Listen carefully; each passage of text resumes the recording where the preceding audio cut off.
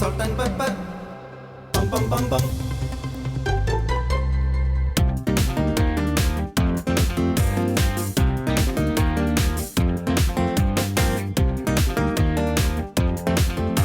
ആഹാ, വന്നായിരുന്നോ? എവിടെ പോയിരിക്കായിരുന്നു ഇത്ര സമയം? സമയത്തറിയാന്നറിയോ? ഭക്ഷണം കറക്റ്റ് സമയത്ത് കഴിക്കണ്ടേ? ഭക്ഷണത്തിന്റെ കാര്യത്തിലാണോ അങ്ങനെ? എനിക്ക് ദേഷ്യം വന്നിരിക്കുകയാണ്, ഞാനൊന്നും പറയുന്നില്ല. ഓഡിയൻസ് ഇരിക്കുന്നതുകൊണ്ട് ഞാനൊന്നും പറയുന്നില്ല. എന്തായാലും നമുക്ക് തുടങ്ങാമല്ലേ? എന്തായാലും വന്നല്ലോ, സന്തോഷമായി. അപ്പോൾ നല്ല ഭക്ഷണം തേടി ഉള്ള യാത്രയിൽ അങ്ങനെ ട്രിവാൻഡ്രത്തിൻ്റെ ഏറ്റവും പോഷ് ഏരിയ നന്തങ്കോട്, അതിനടുത്തുള്ള ഇംപീരിയർ കിച്ചൺ, അകത്തേക്ക് കയറിപ്പോട്ടെ. Welcome to Imperial Kitchen. Oh, thank you so much. Salt and pepper. ആഹാ, സംഭവം ഇത്ര ഫേമസ് ആയോ? അപ്പം പിന്നെ എൻ്റെ ജോലി എളുപ്പമായി. സോൾട്ട് ആൻഡ് പെപ്പർ അപ്പോൾ അത്രയ്ക്ക് ഹിറ്റായി കഴിഞ്ഞു. ദേ, അപ്പോൾ സോൾട്ട് ആൻഡ് പെപ്പർ എന്ന് തന്നെയാണ് വന്നേ. അപ്പോൾ ഇന്ന് ഇവിടുത്തെ ഇംപീരിയൽ കിച്ചണിൽ ഭയങ്കര വിഭവങ്ങളൊക്കെയാണെന്നറിയാം. അത് മാത്രമല്ല, ഇതിപ്പോൾ ലൊക്കേഷൻ പറയുകയാണെങ്കിൽ ട്രിവാൻഡ്രം സിറ്റിയിലെ ഏറ്റവും ഒരു പോഷ് ഏരിയ എന്ന് നമ്മൾ പറയുന്ന സ്ഥലത്താണ് ഇത് ഇരിക്കുന്നത്. അപ്പോൾ ഇവിടെ വരുന്ന ആൾക്കാരൊക്കെ ഭയങ്കര പോഷ് ആൾക്കാരാണോ അതോ സാധാരണക്കാരൊക്കെ വരാറുണ്ടോ? എല്ലാ കാറ്റഗറിയിലുള്ള ഗസ്റ്റും ഇവിടെ വരാറുണ്ട്. എല്ലാവരെയും എല്ലാവരും തൃപ്തിപ്പെടുന്ന രീതിയിലുള്ള ഒരു മെനു ആണ് നമ്മുടെ മെനു. പിന്നെ ഒരു മൾട്ടി ക്യൂസിയൻ റെസ്റ്റോറൻ്റ് ആണ്.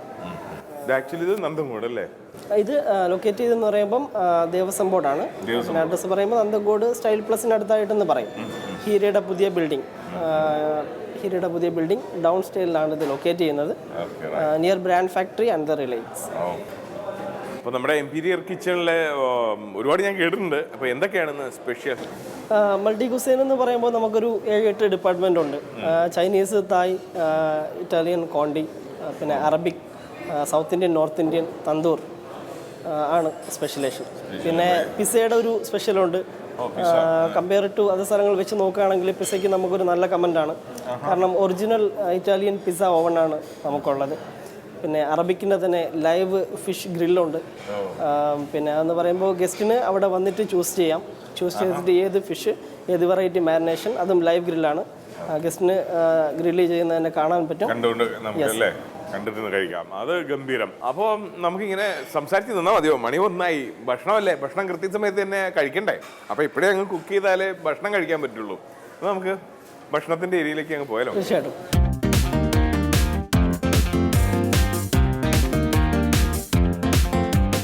അപ്പോൾ എല്ലാവരും ഭയങ്കര ഹാപ്പി ആയിട്ട് കസ്റ്റമേഴ്സ് ഒക്കെ ഇരിപ്പുണ്ട്. ഇത് നമ്മുടെ പിന്നെ ഡെലിവറി പ്ലസ് ജ്യൂസ് കൗണ്ടറാണ്. ഫ്രഷ് ജ്യൂസ് കൗണ്ടറാണ്. ഫ്രഷ് ജ്യൂസിന്റെ ഏരിയ. അതെ.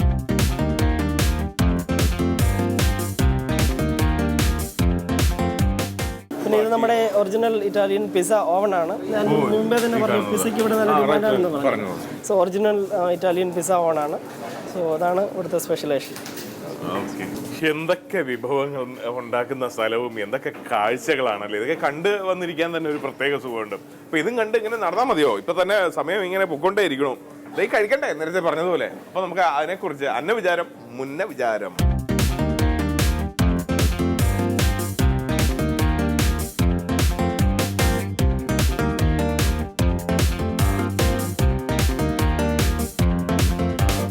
അപ്പോൾ നമുക്ക് ഇന്നത്തെ ഡിഷ് ഉണ്ടാക്കാം. ഡിഷിലേക്ക് പോകാം.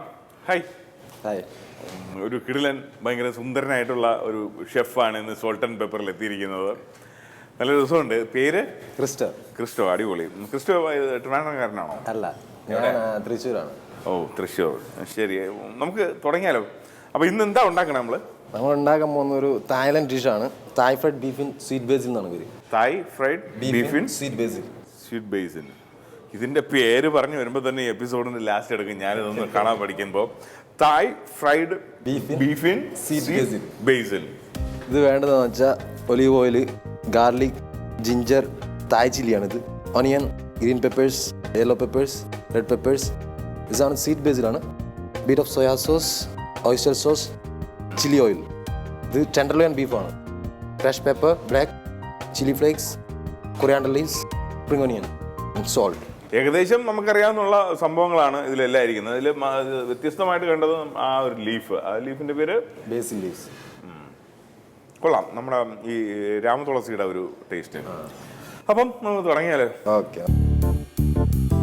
നമ്മുടെ പാത്രം ചൂടായിട്ടുണ്ട്. നമ്മളിപ്പോ ഇതൊരു മെയിൻ കോഴ്സ് അല്ലേ? ഇതൊരു മെയിൻ കോഴ്സ് ആണ്. പോർഷൻ എത്ര ചെയ്യാൻ പോണം? നമ്മൾ 1 പോർഷനാണ് ചെയ്യാൻ പോകുന്നത്. പെർ ക്വാണ്ടിറ്റി ഒരാൾക്ക് കഴിക്കാൻ പറ്റുന്നു. എന്നാലും ഉദ്ദേശം എത്ര ഗ്രാം ബീഫ് വരും അത്? ഇതൊരു അറൌണ്ട് 120 ഗ്രാംസ് ബീഫ് വരും. 120 ഗ്രാം. അപ്പോൾ നമുക്ക് 120 ഗ്രാമിന് വേണ്ടിയിട്ടുള്ള ചേരുവകളായിരിക്കും ഇന്നത്തെ എപ്പിസോഡിൽ നമ്മൾ കാണാൻ പോകുന്നത്. ആദ്യം ഒലിവ് ഓയിൽ.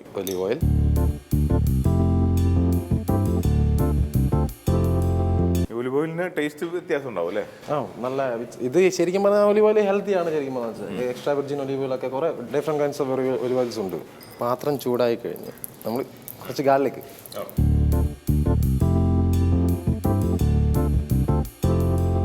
നന്നായിട്ട് ചോപ്പ് ചെയ്തതാണ്. പിന്നെ എല്ലാം ജിഞ്ചർ, ചോപ്പ്ഡ് ജിഞ്ചർ.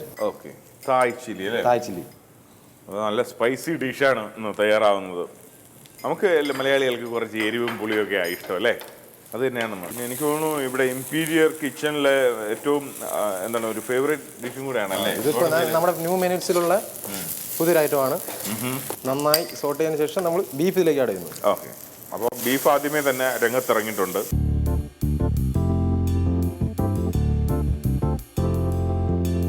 ഇത് ബീഫിന്റെ ഇവിടത്തെ ഇതാണോ? ഇതിന്റെ ഉള്ളിൽ വരുന്ന ഭാഗമാണ്.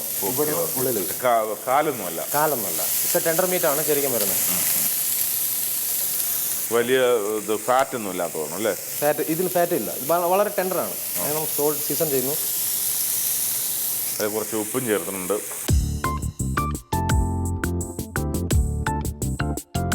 അനിയൻ, പെപ്പേഴ്സ്, ക്യാപ്സിക്കം. അതിൻ്റെ വിവിധ നിറങ്ങൾ. ഇതൊരു കളർഫുൾ ആണെന്ന് തോന്നുന്നു മൊത്തത്തിൽ.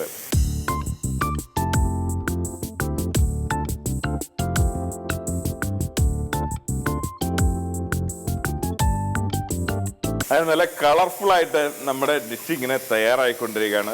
മാസികയുടെ ഒക്കെ കവർ പേജിലൊക്കെ വരുന്ന ഡിഷുകളൊക്കെ ഉണ്ട്. നല്ല ഭംഗിയുണ്ട്. നമ്മൾ കുറച്ച് ചില്ലി ഓയിൽ ആഡ് ചെയ്യുന്നു. ഈ ചില്ലി ഓയിൽ ആക്ച്വലി ഉണ്ടാക്കുന്നത് കാശ്മീരിൽ നമ്മൾ ചില്ലി നമുക്ക് മേടിക്കാൻ കിട്ടും. ആ ചില്ലി നമ്മൾ ബോയിൽ ചെയ്ത് നമ്മൾ പേസ്റ്റ് ചെയ്യും. പേസ്റ്റ് ചെയ്തിട്ട് നമ്മൾ ഓയിലിൽ അത് കുക്കാക്കും. ഇതായി നമ്മൾ സ്ട്രെയിൻ ചെയ്തെടുക്കുന്നതാണ് ചില്ലി ഓയിൽ. അപ്പോൾ അത് കൊള്ളാം അല്ലേ? അതും ഉണ്ടാക്കാൻ പെട്ടെന്ന് പഠിച്ചു ചില്ലി ഓയിൽ. പിന്നെ കുറച്ച് ഓയിസ്റ്റർ സോസ്,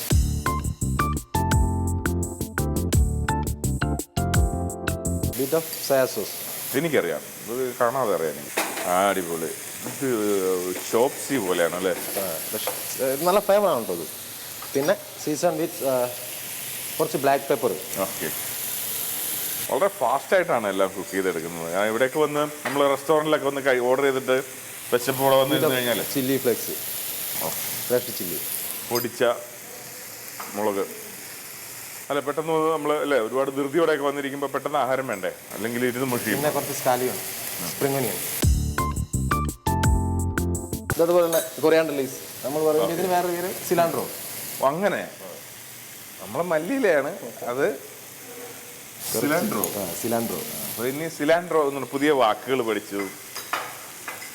കുക്കിംഗ് ശരിക്കും ഭയങ്കര കലയാണ് കേട്ടോ. ഫൈനലി നമ്മൾ ബേസിൽ ലീവ്സ് ഇടും. ഈ ലീഫാണ് ആക്ച്വലി ഇതിൻ്റെ ഇടുന്ന ഫ്ലേവേഴ്സ്.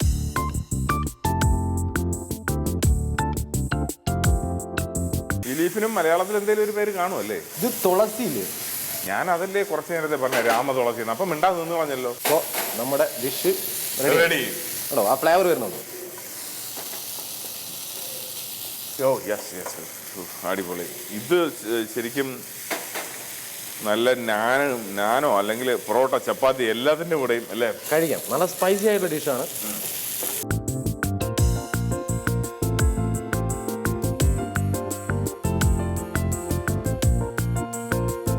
നമ്മൾ നോർമൽ യൂസ് ചെയ്യുന്നത് ഒരു ഗ്ലേസിംഗ് ആണ്. ബൾസാമിക് കൊണ്ട് ഉണ്ടാക്കുന്നതാണ്. ബൾസാമിക് വിനെഗറാണ്.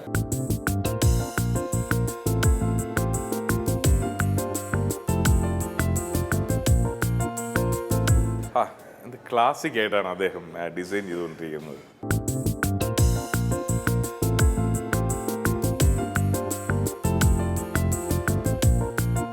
വളരെ സിമ്പിളായിട്ട് ചെയ്യാൻ പറ്റുന്ന ഒരു സംഭവമാണ്. സമ്മതിച്ചു ബോസ്. ഗംഭീരമായിട്ടുണ്ട്. അതിൻ്റെ അപ്പിയറൻസും ഉണ്ടാക്കിയെടുത്ത ടൈമിങ്ങും എല്ലാം ഗംഭീരമായിട്ടുണ്ട്. ഇനി ഇതൊന്ന് ടേസ്റ്റ് ചെയ്യണം. അതിനുമുമ്പ് ഈ ഭംഗി ഒന്ന് ആസ്വദിച്ചേക്കും.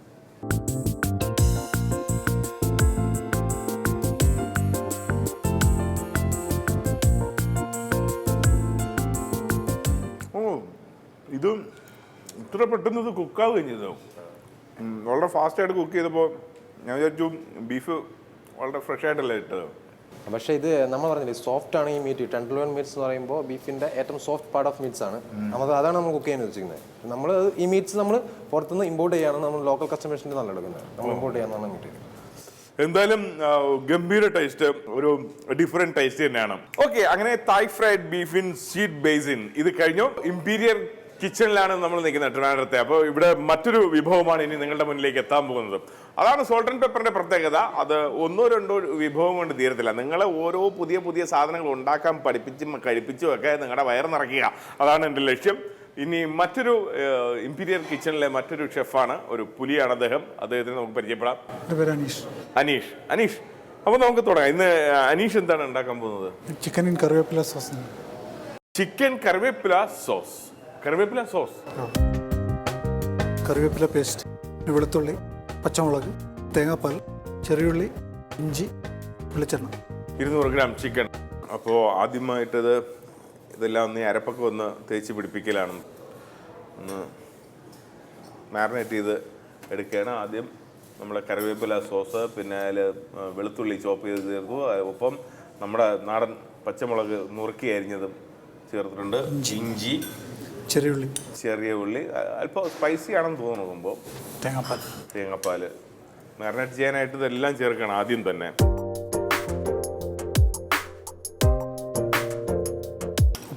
ഉപ്പ് ആവശ്യത്തിന് ഉപ്പും.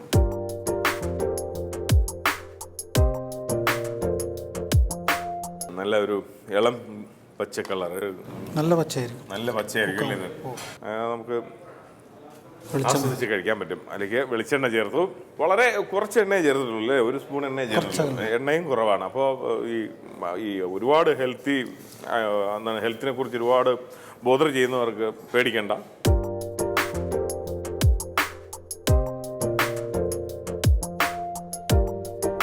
ഇത്ര സിമ്പിളായിട്ടാണല്ലേ ഒരു ചിക്കൻ കറി? ഇത് കറിയാണോ അതോ ഒരു ലൈറ്റ് പുരണ്ടിരിക്കുന്നു? സെമി ഗ്രേവി, നമ്മൾ പുരട്ടെന്നൊക്കെ പറയും പോലെ. അതൊന്ന് നന്നായിട്ട് ഇങ്ങനെ ഏതാണ്ട് നമ്മുടെ പരന്ന ഷേപ്പിലാണ് ചിക്കൻ കട്ട് ചെയ്തിട്ടുള്ളത്. അതിനെല്ലാം നന്നായിട്ട് ചട്ടിയുടെ അടിയിൽ നന്നായിട്ട് തീ പിടിക്കുന്ന രീതിയിൽ പ്രസ് ചെയ്ത് വെച്ചിട്ടുണ്ട്. കുറച്ച് വെള്ളം. അടുത്ത് എന്ത് ചെയ്യാൻ പോവാണ്? ഇതിൽ ഒന്നുകൂടി സോസ് വരും ലാസ്റ്റ്. ഓക്കെ ലാസ്റ്റ് ഒരു പോർഷൻ സോസ് കൂടെ ആഡ് ചെയ്യാനുണ്ട്. അത് വീണ്ടും ഉണ്ടാക്കുകയാണ്. നേരത്തെ ഉണ്ടാക്കിയതുപോലെ തന്നെ കറിവേപ്പില മിക്സിയിൽ നന്നായിട്ട് പേസ്റ്റ് ആക്കി എടുത്തത്. അതിൽ ചോപ്പ് ചെയ്ത ചെറിയ ഉള്ളി, ചോപ്പ് ചെയ്ത ഇഞ്ചി, പിന്നെ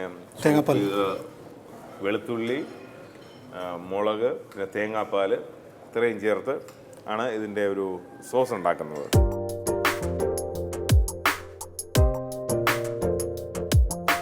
എന്തെല്ലാം ഭക്ഷണമാണല്ലേ, വൈവിധ്യമാർന്ന ഭക്ഷണമാണല്ലേ നമ്മുടെ സോൾട്ട് ആൻഡ് പെപ്പറിലൂടെ ഇങ്ങനെ വന്നുകൊണ്ടിരിക്കുന്നത്. അങ്ങനെ നമ്മുടെ പച്ച കളറിൽ ആ ഭക്ഷണം ഇങ്ങനെ തയ്യാറായി വരുന്നുണ്ട്.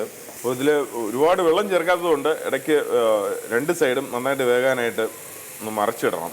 അപ്പോൾ മറിച്ചിട്ടു. അപ്പോഴേക്കും ആ ചട്ടിയുടെ തീ 2 സൈഡിലും ഒരുപോലെ എത്തിക്കോളും. ഇത് എത്ര ടൈം വേണം? ഇത് കുക്കിംഗ് ടൈം ഒരു 10 മിനിറ്റ് മതി. അങ്ങോട്ടും ഇങ്ങോട്ടും മറിച്ചിട്ട്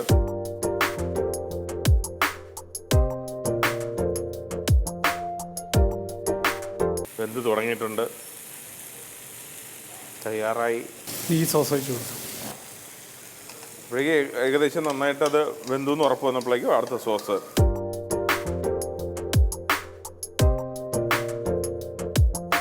എല്ലാവർക്കും ഇപ്പോൾ ഒരു ആകാംക്ഷയില്ല, എന്തായിരിക്കും ഇതിൻ്റെ ടേസ്റ്റ്? കറിവേപ്പില മുന്നിൽ നിന്നുകൊണ്ടൊരു ഭക്ഷണം നമുക്ക് എല്ലാത്തിൻ്റെ കൂടെയും കഴിക്കാമെന്ന് അല്ലേ? പ്രത്യേകിച്ച് ഈ ഗോതമ്പ് ഭക്ഷണങ്ങളൊക്കെ ആയിരിക്കും ഉത്തമം അല്ലേ? ചപ്പാത്തി സ്റ്റാർട്ടറായിട്ടും കഴിക്കും. ഓക്കെ, സ്റ്റാർട്ടറായിട്ടും അത് ഉപയോഗിക്കാം.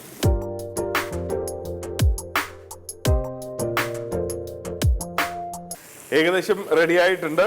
മനോഹരമായ ചിക്കൻ ഇൻ കറിവേപ്പില സോസ്. സർവ് ചെയ്യാം പ്ലേറ്റിലേക്ക്.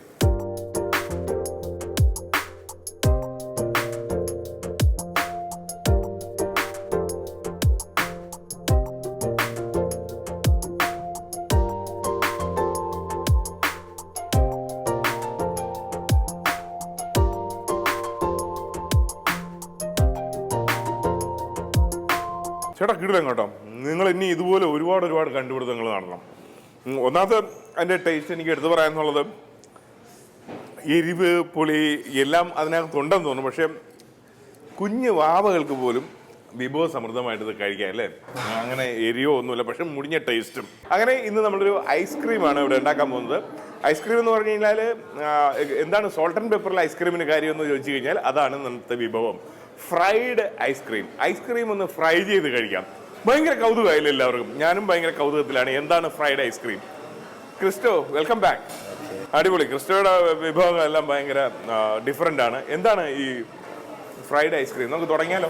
നമുക്ക് തുടങ്ങാം. ബ്രെഡ് ക്രംസ്, ബീറ്റ് ചെയ്ത എഗ് യോക്സ്, ഇത് കോൺഫ്ലെക്സ് ആണ്. ഫ്രൈ ചെയ്യുമ്പോൾ ഇത് ഉരുകിയൊക്കെ ഇല്ലാതായി പോകുമെന്നാണ് എൻ്റെയും കൊച്ചു കൂട്ടുകാരുടെയും ആകാംക്ഷ. അതിന് നമ്മൾ ആദ്യം ചെയ്യുന്നത് വെച്ചാൽ നമ്മൾ ഫ്രോസൺ ആയിട്ടുള്ള ഐസ്ക്രീമാണ് എടുക്കേണ്ടത്. ഓക്കെ, നല്ല ഫ്രോസൺ ആയിരിക്കുന്ന ഐസുള്ള ഐസ്ക്രീം എടുത്തു കഴിഞ്ഞിട്ട് ആദ്യം നമ്മൾ കോൺഫ്ലെക്സിലിടണം. ഐസ്ക്രീമിന് നന്നായിട്ട് ഫ്രീസറിലിരുന്ന് നന്നായിട്ട് ഫ്രീസ് ചെയ്തേക്കണം. അതിനെ കോൺഫ്ലെക്സിലിട്ട് ഇട്ട് കഴിഞ്ഞിട്ട് നമ്മൾ എടുത്തിട്ട് എഗ്ഗിലേക്ക് കൊണ്ടുപോയി. ഇവിടെ ഐസ്ക്രീം വളരെ സുരക്ഷിതമായിട്ട് അതിനകത്ത് തന്നെ ഉണ്ട്. എന്നിട്ട് എഗ്ഗിൽ നിന്ന് എടുത്ത് നമ്മളത് ക്രം ഫ്രൈഡ് ബ്രെഡ് ക്രംസിലേക്ക് ഇടും.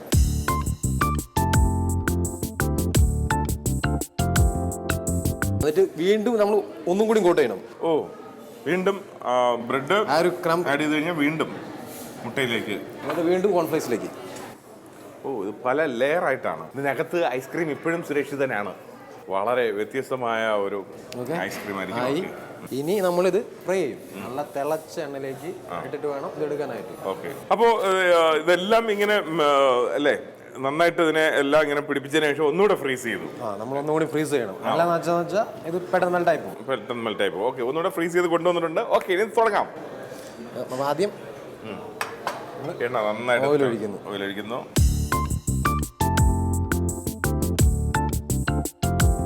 നന്നായി ചൂടായതിനു ശേഷം ഇതിലേക്ക് നമ്മൾ ഐസ്ക്രീം എടുത്തിടുന്നു.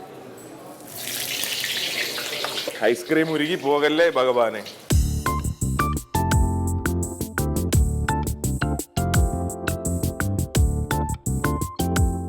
ആലോചിക്കണം, നല്ല തിളച്ച എണ്ണയിലാണ് ഒരു ഐസ്ക്രീം ഇങ്ങനെ നിൽക്കുന്നത്. ഭയങ്കര കാഴ്ചയായി പോയല്ലേ. ഇതാണ് സോൾട്ട് ആൻഡ് പെപ്പർ. അപ്പോൾ ഇത് ആയി, നല്ല ഗോൾഡൻ ബ്രൗൺ ആയി.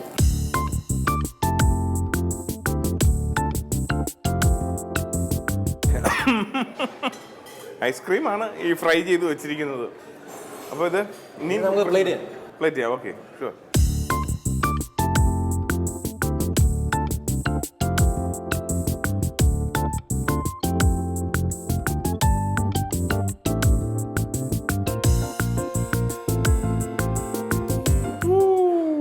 ഫ്രൈഡ് ഐസ്ക്രീം ഇത് കുക്ക് ചെയ്ത ഉടനെ തന്നെ എടുത്ത് കഴിക്കണോ?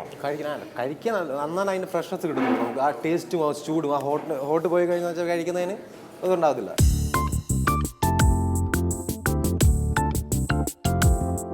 അപ്പോൾ ഇതങ്ങനെ കഴിച്ചു നോക്കാം അല്ലേ. ഇതെങ്ങനെയായിരിക്കും?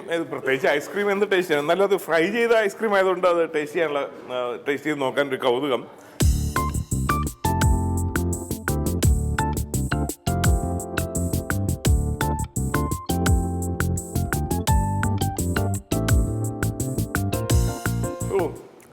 നിങ്ങളൊരു മജീഷ്യൻ തന്നെ. ഇത് ഇങ്ങനെ കഴിച്ചാൽ പോരാ, ഐസ്ക്രീം ആയതുകൊണ്ട് ശരിക്കും കഴിക്കണം. എന്നാലേ ഇതിൻ്റെ ഒരു ടേസ്റ്റ് എനിക്ക് നിങ്ങൾക്ക് പറഞ്ഞു തരാൻ പറ്റൂ. മുഴുവൻ കഴിച്ചാലേ ഇതിൻ്റെ ടേസ്റ്റ് എനിക്ക് അറിയാൻ പറ്റൂ.